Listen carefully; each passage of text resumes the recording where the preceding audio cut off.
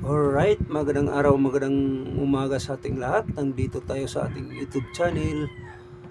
Shout out sa ating mga followers, shout out sa ating mga subscribers dito sa ating YouTube channel. Salamat sa inyong pagkasubaybay sa bawat oras, bawat panahon, bawat araw na kayo po ay nag-antay sa ating bawat upload. Kayo po ay nagiging nakapag-subscribe.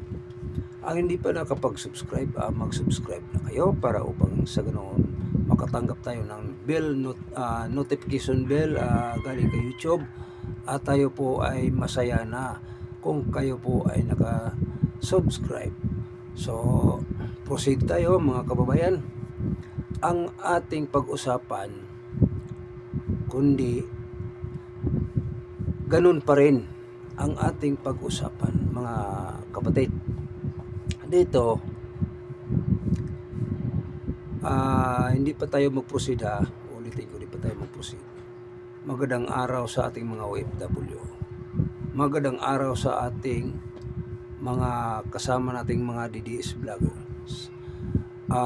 Shout out sa inyong mga DDS vloggers. Shout out dyan kay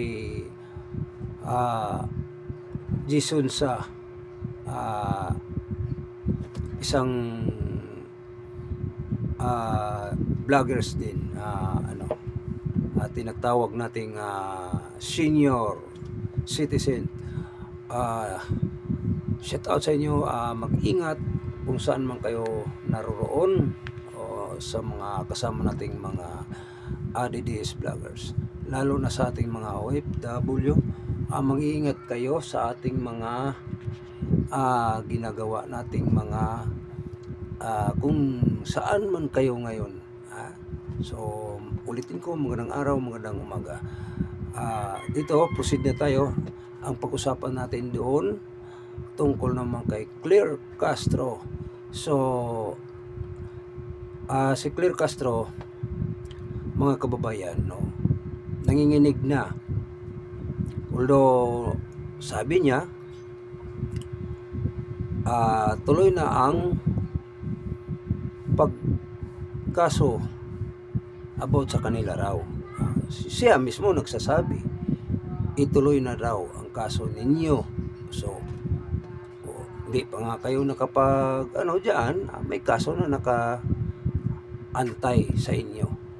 So, mga kababayan, so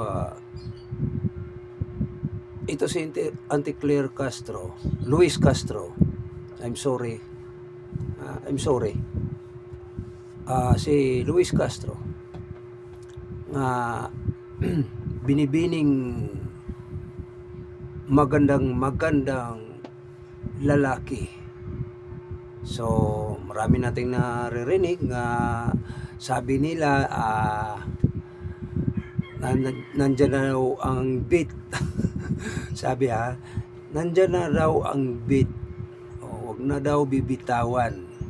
Ngayon, ang tanong sa mamayang Pilipino, bakit hindi tinuloy pagbukas? Ngayon naman, ang hinahanap nila ng kahon, yung box,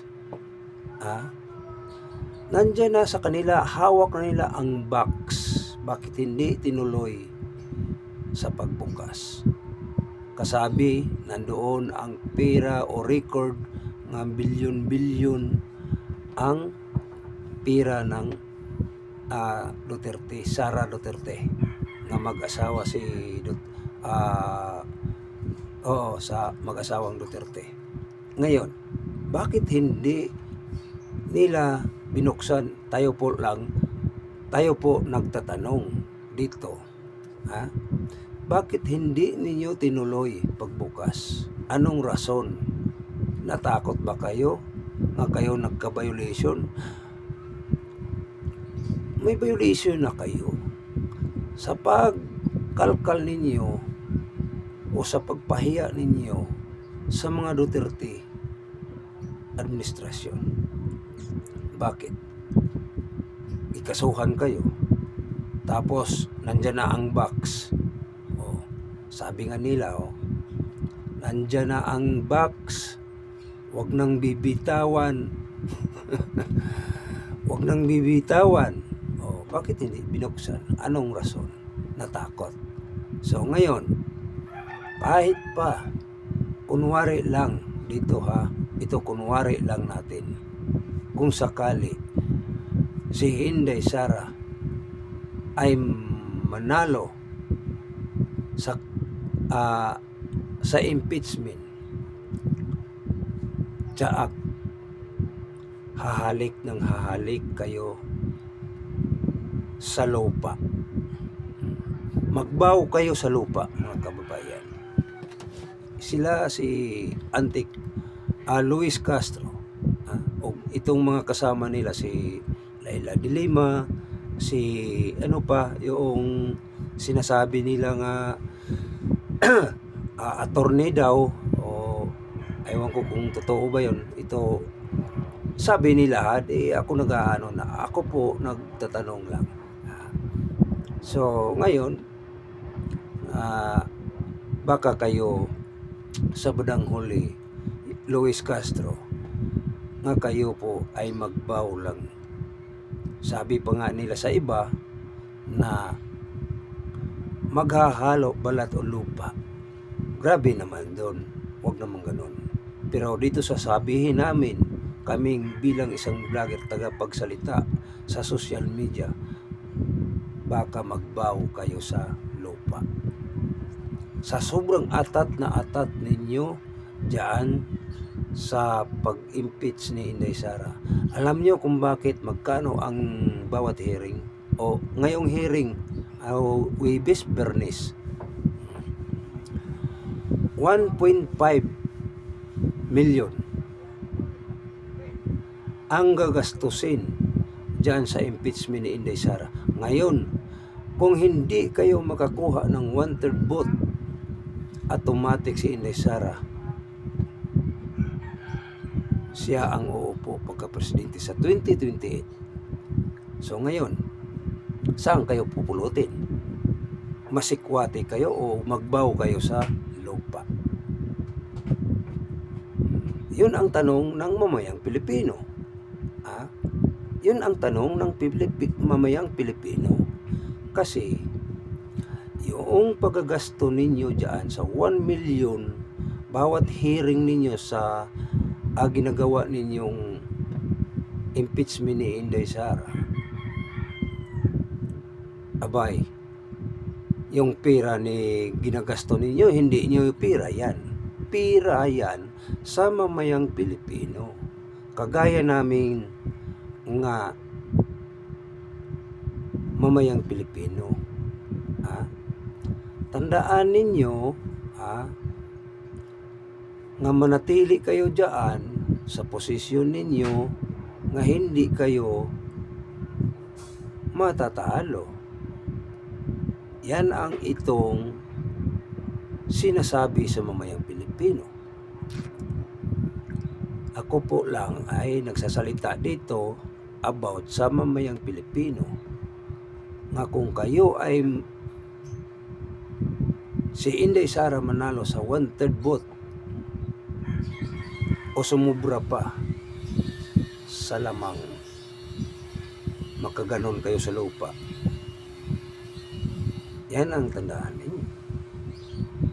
Kung kayo ay hindi kayo makakuha sa 1/3 vote, papaano yun? Abay, kay mag-iyakan kayo. Mag-iyakan kayo. Lalo na kay meron ng nakaabang kaso ninyo. Kasuhan na kayo sa asawa ni Sara Duterte. Di paano yan? Kung wala na kayo sa posisyon. Kung tutusin, mga kababayan, tayo ang nagpapasahod sa kanila. Kayo si Luis Castro, kami ang nagpapasahod sa inyo, mamayang Pilipino. Nakaupo kayo dyan sa magandang upuan, aircon pa ang inyong dyan opisina. Sino nagbabayad ng aircon? Kaming mamayang Pilipino. Saan ba kinukuha ninyo yan, di ba? Sa buhis. Yung ninakaw na pera dyan, malita-malita, biglang natahimik. Saan ba galing yan? Sa kanila ba yan? Galing yan sa mamayang Pilipino, mga kababayan. Baka di nila alam. Ngak-ngak ng ngak-ngak kayo, di niyo alam, baka biglang tutulo lang sip-o ninyo. Baka iiyak ng iiyak kayo. So, uulitin ko, ito palang magasto dyan sa pagdinig sa tungkol sa impeachment ni Inday Sara. 1 million, 5 million, 1 million, 1 million 5. Grabe, ang laki pala. Ang laki, mga kababayan. 1.5 million. Laki pala ang gastusin. Nagsasayang lang kayo ng pera ng mamayang Pilipino. So, dito naman tayo sa kay Jason Sa. Itong hinuhuli sa NBI. Ito tayo po ay magtatanong. Mayroon pala daw bata ni Marcos nga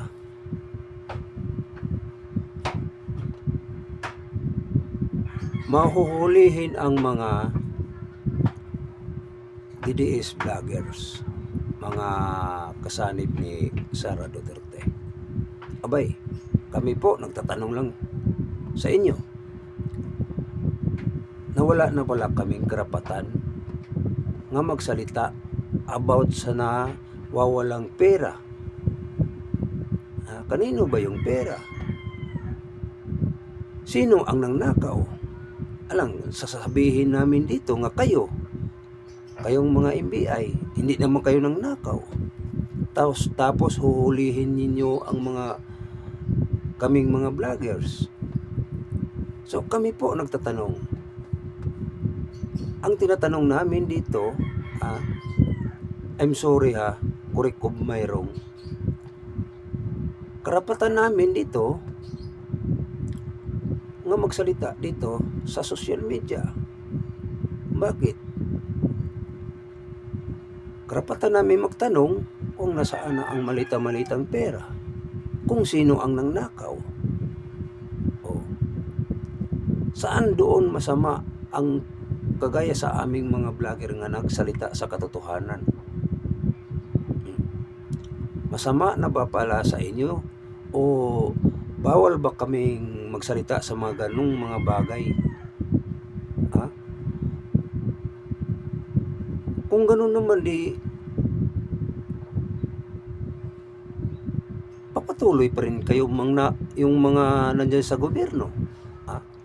Magpatuloy pa rin sa pangnakaw kung wala kaming mga nandito sa social media.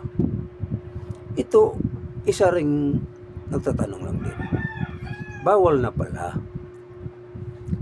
Kung magsalita ka sa mga ginagawa nilang hindi magaganda, abay, uhulihin tayo. Uhulihin ang mga vloggers.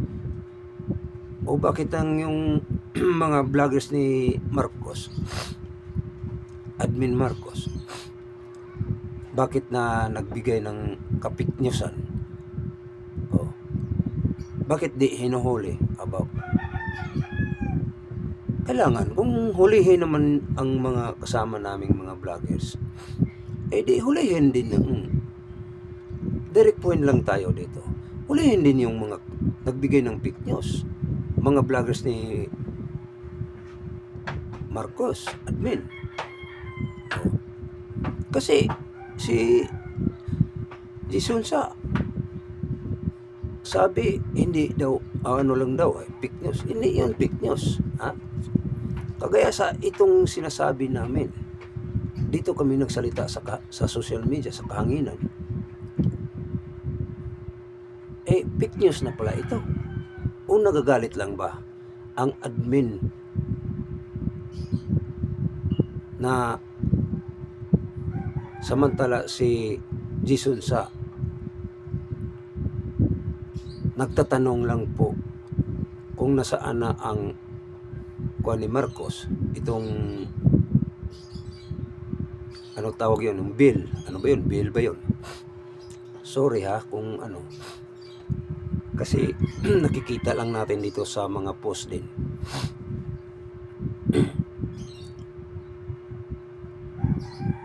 Minamasama na pala nila mga kababayan kung magsabi tayo o Bongbong Marcos magpahid-puliker ka para walang masasabi ang mamayang Pilipino. Uhulihin na tayo niyan. Kung ganun. Abay, hindi patas yan. Kung ganun. Ha? Tayo po nagsasalita sa katotohanan. Kung sasabihin na matagal naman yung sinasabi dito sa social media nga, o si Bongbong Marcos dapat magpahid-puliker. Kasi gumagamit ng illegal. Para naayon sa mga mamayang Pilipino, parang walang masasabi ang mamayang Pilipino, walang hindi totoo nga ikaw gumagamit ng illegal. Abay, uhulihin na pala. Kung ibig sabihin, hindi patas ang laban yan. Kasi mayroon na palang lahat ng mga vlogger ni Sara Duterte, kaming mga DDS vloggers, uubusin daw. Abay, di maganda yun. Hindi patas ang pananaw ninyo sa aming mga dito sa social media. Kami po ay isa lang po nagtatanong. Kung kami nagtatanong, nasaan ang flood control, bakit natigil? Uhulihin na kami agad. Ha? Nasaan na ang malita-malitang pera? Ngayon, huhulihin na kami agad. Bigyan na kaming sumon. Parang ganoon ang mangyayari dito, kagaya kay Jason sa.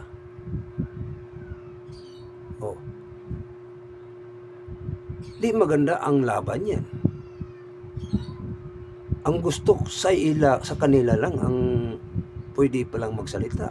Sa amin dito nga side, wala na kami. Hindi kami pwedeng magsalita. Kaming dito sa social media. Hindi pwede. So, kagaya yun. Si Sara Duterte. Ilang beses na yan na impeachment. Magkano ba ang gastos diyan sa bawat impeachment?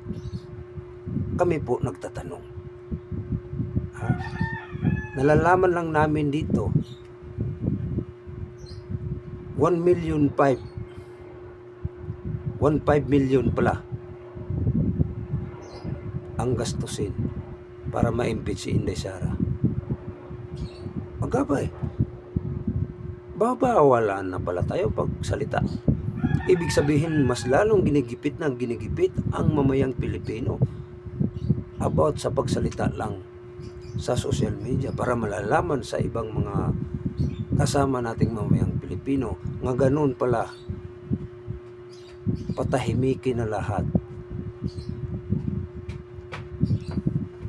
Ganun ang mangyayari. So hindi kami galit. Kami po ay nagsasalita, nagtatanong about kung nasaan na ang pira sa mamayang Pilipino. Hindi yan si Marcos makaupo kung wala ang mamayang Pilipino. Hindi siya makaupo kung hindi siya nakikitandem ni Sara Duterte. Yun ang totoong mananalo ba yun? Hindi nga malilibing ang iyang ama kung wala si Duterte. Ngayon, kakasuhan na kami. Kami mga vloggers, kami mga DDS vloggers. Mga kakampi ni Sara. Anong masama doon? Walang masama doon. Kahit doon sa ni Jisunsa, walang masama doon.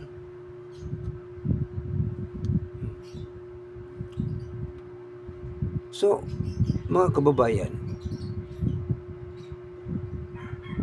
kayo ang maghusga itong i-upload nating video. Timbang-timbangin ninyo kung saan ang mabigat. Papayag ba kayo nga hindi ta pwedeng magsalita? Papayag ba kayo nga magpatuloy ang gawain nga hindi maganda, o ipatuloy ba nilang gawain nga para sa kasamaan, o ipatuloy ba nila sa kabutihan? Ganun na eh. Dalawang source yan. Sa kasamaan, sa kabutihan. Kung isang itong sa kabutihan, tapos ito ang kasamaan, uulitin ko, ito ang sa kabutihan, ito ang sa kasamaan. Timbang-timbangin ito kung saan ang pinakamabigat. Masama ba ito nga nagsalita kung hinahanap ang pira ng mamayang Pilipino? Kung nasaan na ang flood control mga project, masama na ba ito na nagtatanong lang? Itong nagtatanong nga, ito ang hindi masama, ito ang masama, tapos ito ang nagpapahuli pa sa mga vlogger. Abay, nawawala ang ating freedom expression, freedom speech. Mawawala ito. Hindi makaturanganon o hindi marason nga ito ang sa kasamaan mo yung magiging magpataas o magpaibabaw, kundi dito sa katuwiran ang magpatigbabaw. Kagaya sa amin nga, kami po ay nagsalita dito sa social media. So ulitin ko mga kababayan, kayo na ang magtimbang-timbang dito. Hain ang mabigat sa katuwiran o sa kasamaan. Nga itong sa kasamaan ay manghuli pala sa mga vloggers nga gumagawa lang para sa kabutihan din. Ito ang mga vloggers nga hindi gumagawa ng kasamahan. Itong mga vloggers nga kakampi nila ni Admin Marcos ay gumagawa ng kapiknyusan, gumagawa ng hindi maganda. Tayo po ay nagtatanong lang po kung nasaan ang pera, nasaan na ang mga flood control, nasaan ang yung mga ginagawang project. Ito pala ay masama. So itong dalawa, ito hindi masama, ito ang masama, pero siya ang nagpapahuli sa mga vloggers nga gumagawa ng kapiknyusan. Hindi patas. Para sa akin, opinion ko lang ha, hindi patas ang pamalakad na ito. Hindi patas ang pamalakad. So kayo ang maghusga mga kababayan kung saan mabigat. Pero tayo po lang ay nagsalita dito laban sa katotohanan. So magandang umaga, magandang araw sa ating lahat.